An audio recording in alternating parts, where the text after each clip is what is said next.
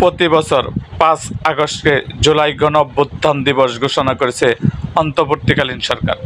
এই দিন সাধারণ ছুটি থাকবে। এছাড়া গণ আন্দোলন চলাকালে রংপুর পুলিশের গুলিতে শিক্ষার্থী আবু সাঈদের নিহত হওয়ার দিন 16 জুলাইকে জুলাই শহীদ দিবস ঘোষণা করা হয়েছে। বুধবার 2রা জুলাই এ বিষয়ে মন্ত্রিপরিষদ বিভাগ থেকে প্রজ্ঞাপন ও পরিপত্র জারি করা হয়েছে।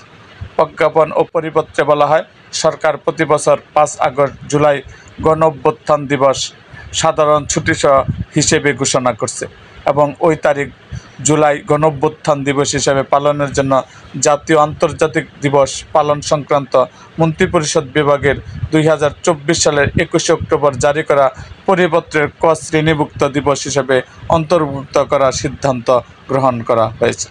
জুলাই শহীদ দিবস ঘোষণার পরিপত্রে বলা হয়, সরকার প্রতি বছর 16 জুলাই শহীদ দিবস হিসাবে ঘোষণা করেছে এবং ওই তারিখ জুলাই দিবস হিসাবে পালনের জন্য জাতীয় ও আন্তর্জাতিক দিবস পালন সংক্রান্ত মন্ত্রিপরিষদ বিভাগের 2024 সালে 21 অক্টোবরের পরিপত্রে খ শ্রেণীভুক্ত দিবস হিসাবে অন্তর্ভুক্ত করার সিদ্ধান্ত গ্রহণ করা হয়েছে।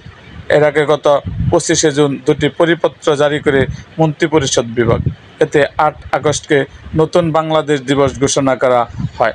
এছাড়া গণ আন্দোলন চলাকালে রংপুরে পুলিশের গুলিতে বাংলাদেশ রুকিয়া বিশ্ববিদ্যালয়ের শিক্ষার্থী আবু সাঈদের নিহত হওয়ার দিন 16 জুলাই শহীদ আবু সাঈদ দিবস ঘোষণা করা হয়।